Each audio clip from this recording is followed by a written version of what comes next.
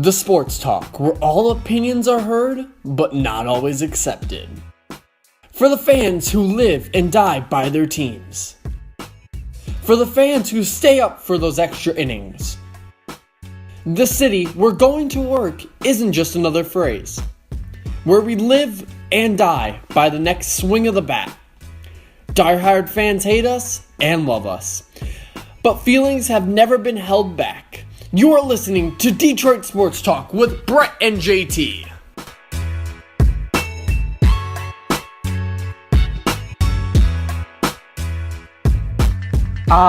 Yes, welcome back to another episode of DST with Brett and JT. My name is JT Smelk, and I am flying solo for another podcast today.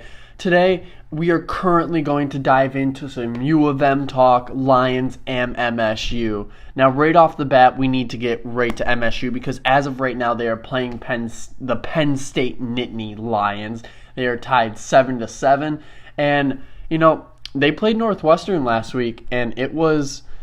I had one of my old roommates text me, and he said, "Are you afraid that they're gonna fall into the trap of the Northwestern game, considering that they're a pretty good team?" And we were looking ahead towards the Penn State Nittany Lions, and I was like, yeah, I'm afraid of it, because I don't think MSU can blow out any single team. I think that it's a week to week with them, because, again, it all relates back to Dave Warner, terrible play calling, except there's one problem. When they played Northwestern, they didn't have terrible play calling. I mean, you saw the Detroit Free Press type up, an article discussing why they lost, and they said it was from Dave Warner, but I'm sitting there, I was like, you guys are missing the ship entirely, because from day one, I've been discussing how it's been Dave Warner's fault, and no one else talks about it in, the media, but the first time that, MSU loses to Northwestern, they bring up Dave Warner for his play calling, and it wasn't even him. It's a misconception. It didn't even happen this week. They got in a trap game facing Penn State this week, and they have OSU 2 weeks away. Of course they overlooked Northwestern. That doesn't surprise me one bit. But Brian Lewerke still played his ass off the entire time. They were so close to winning that game, and I have to give them credit for what they managed to accomplish. And of course they choked. But is it really choked? No, not really, because they weren't really. They're not a top 10 team. They're not a playoff team. They're at least a year away. And that's if Lewerke continues to develop into the stud that I believe he is. And,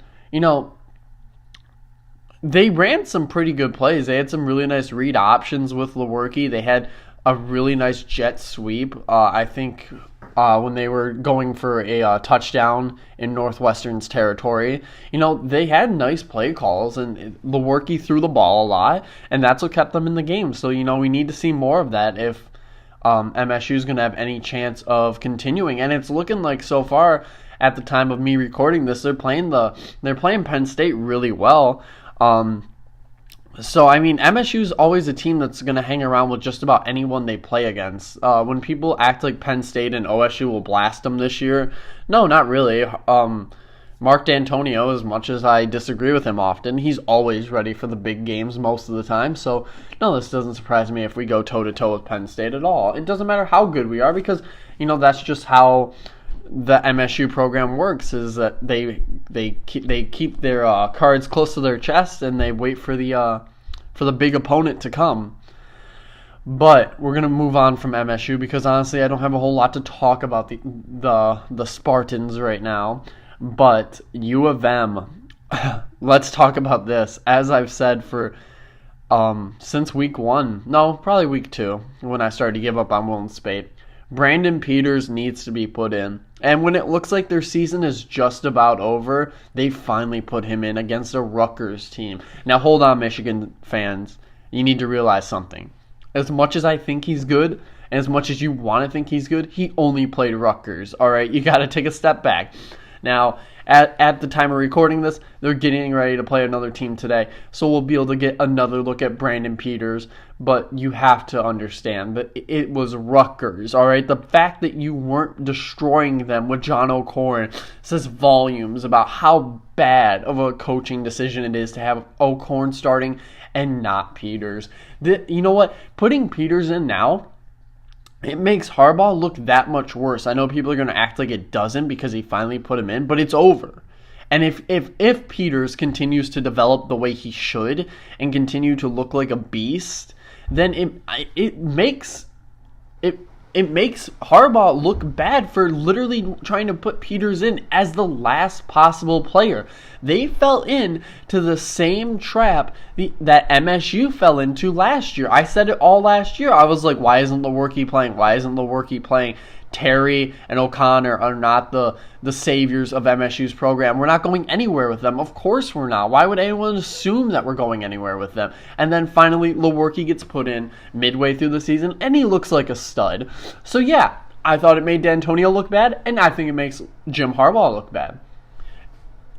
When you have a young quarterback, and you know that you can't win a national title this year, and they should know that they can't win a national title this year. If U of M thinks that they can win anything, they're just way off their horses, because they need to make sure that they understand that he is your future and you can win in the next few years. You're going to be returning a lot of guys next year, and that's the only way that the U of M program is going to be able to sustain success is when you put Brandon Peters in and those younger players, when you get those big wins and like you get them playing time. That's what MSU's always done, is during blowout wins or games where they feel like they've comfortably won, they get their younger players in, and that's how you develop. Jim Harbaugh, you have to take a major step back and realize you're not perfect. You need your players to develop. It's not just roll Michigan all the time. And it's so ironic that after all your hype,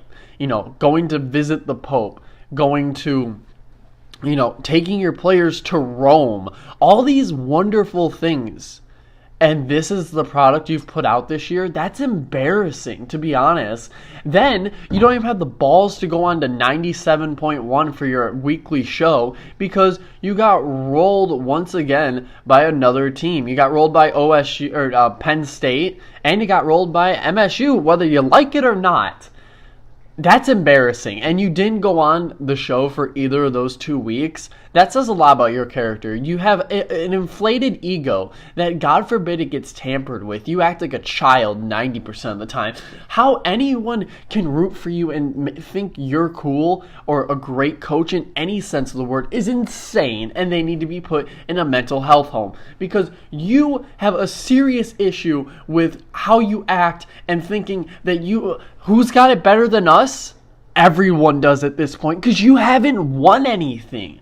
You are an overrated coach. They couldn't stand you in the NFL. You were lucky you got a job in a college program again because after leaving Stanford and all that, I mean, it looks great, but people get sick of you so quickly. Do you ever wonder why that happens? It's pretty easy to figure it out. I mean, it's not rocket science here. It's you have an ego problem. And I get it might be able to work with players who don't have to stay around you very long, but coaches see it. You have an overrated coaching staff even. Everything about Michigan football right now is overrated. I can't stress this enough for you people.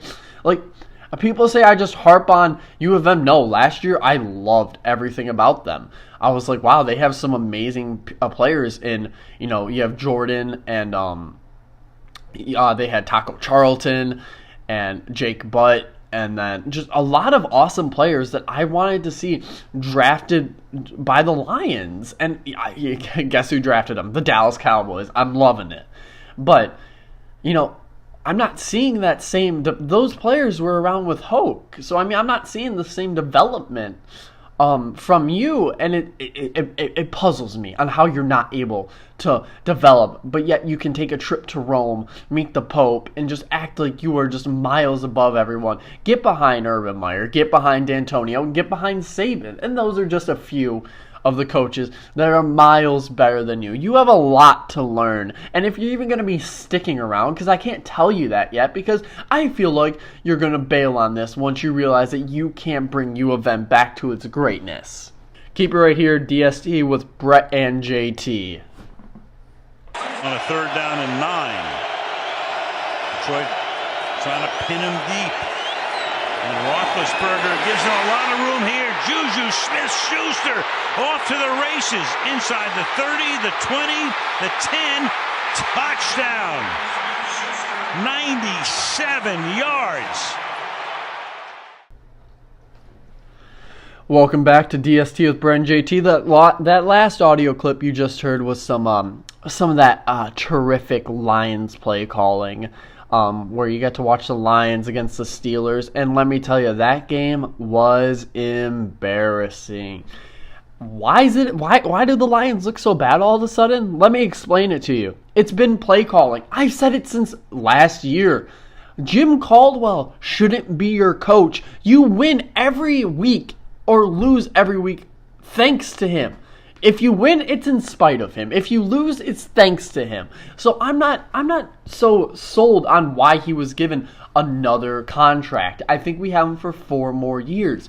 That is a big issue for Detroit Lions fans. Jim Bob Cooter, I'm not sold on yet. I don't think he's that great of a coordinator, but I'm pretty sure he's not the one calling all these plays, and I'm pretty sure Stafford has been changed into a game manager thanks to Jim Caldwell, and that is one of the worst possible things you could ever want Matthew Stafford to be. Let me try to explain it to you right now. Stafford, for yards per attempt, he ranks in the bottom half, and I'm talking like there's maybe 6 quarterbacks below him. That's terrible. Dak Prescott's higher.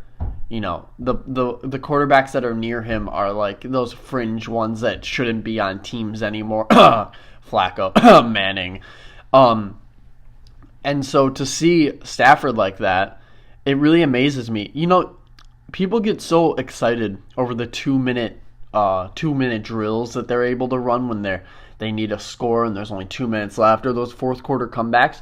I think I know why those are so exciting to watch. I'm pretty sure that's what happens when Jim Bob Cooter takes over as coach for calling offensive plays. And I don't think I'm crazy about this, but Caldwell, I think, is the biggest obstacle for the Lions every single game. And I know it seems like an easy way to just put the blame on someone, but I truly believe that, yes, I understand that the Lions have not played very good football in general, but it comes down to play calling. You know, why was Stafford staying in when they were getting blown out by the Saints? Why was Stafford staying in any of the games, really? Because none of them played good. Like, in all honesty, the Lions looked terrible. Jim Caldwell, you have a lot of questions to answer, and I know you won't answer them because you're just going to sit up at your podium and act like you're the smartest man in the room like you always do. And, you know, that really speaks volumes. You know, you and Jim Harbaugh should just grab a drink together, because I really feel like you guys would have a lot in common about your arrogance towards everyone else in the world. And the Lions are in big trouble. Let me explain this to you. Like, it's not looking good for them. What I thought was a division wrapped up and given to them with Sam Bradford going down for the Vikings and Aaron Rodgers going down. Let me tell you this.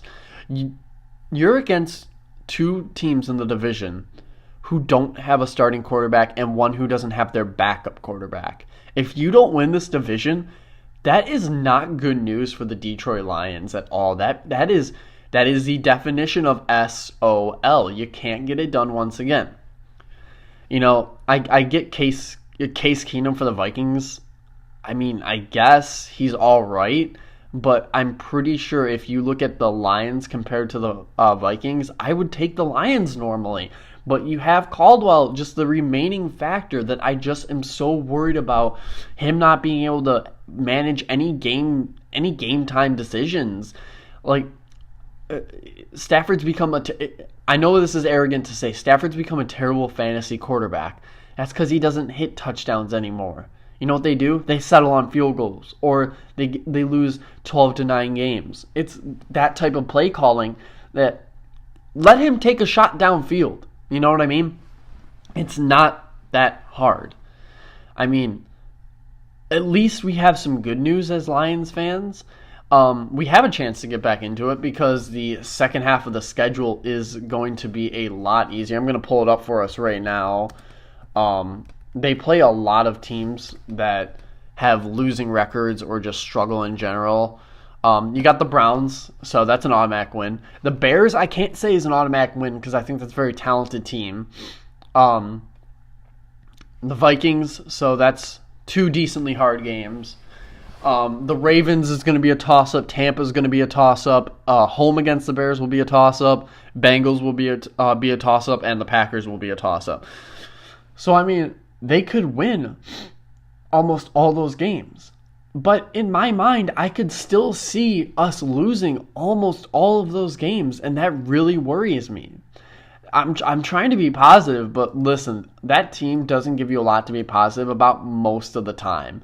And just being brutally honest, my 5-win prediction, you could beat the Browns and lose out, to be honest, and it would still stand. So, I mean, that doesn't surprise me. They're sitting, 3-4 right now, and they're 3rd in the NFC North. And I mean, they have to win against Green Bay. If they don't win this week against Green Bay, their season is over. And I'm being dead serious. Like, tomorrow we'll find out a lot about this Detroit Lions team. Or never mind, I'm sorry, on Monday, because they play Monday at 8:30 at Lambeau Field. Luckily, they're able to get the away game out before it gets too cold and the frozen tundra of that place sets in. But it's definitely going to be an interesting thing to be keeping an eye on. And if you're a Detroit Lions fan, you have a lot to be worried about right now because this team is on cardiac arrest, and it's looking like they're going to be dead very soon. But guys, I have to get going. I'm going to try and get this uploaded within the next hour or so. When you're hearing this, I hope you guys are rooting for those Spartans. And, it's going to be definitely a wild next couple of weeks for all things Detroit sports.